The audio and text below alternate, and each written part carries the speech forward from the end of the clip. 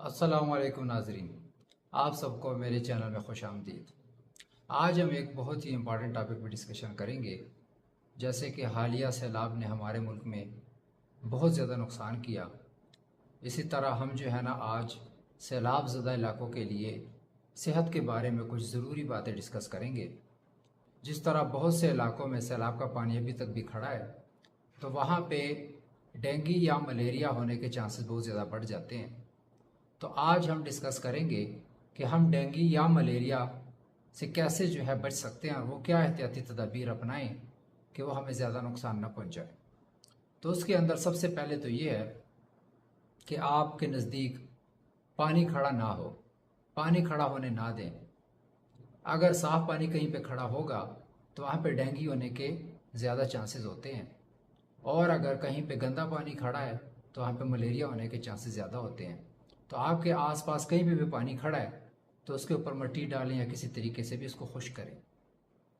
दूसरे नंबर पर यह कि जब भी आप सुबह के वक्त या शाम के वक्त घर से निकलते हैं तो आप लोशन इस्तेमाल करें। जो मच्छर प्रोटेक्शन के लिए लोशन वगैरह इस्तेमाल करते हैं तो वो यानी कि आपके जितने भी एरियाज़ जो ओपन हैं तो उन पे लगा के बाहर जाएं।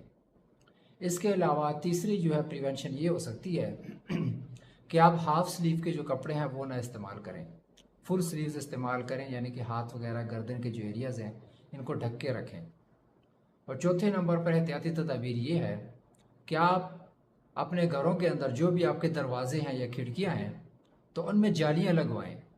तो जालियों का क्या फ़ायदा है? उसका ये फ़ायदा है कि वो मच्छर जो हैं वो अंदर आ नहीं पाएंगे आपके घर। और इसके अलावा ये है कि आपके जो नज़दीक एरियाज़ हैं वहाँ पर गंद कूड़ा वगैरह न फेंकें।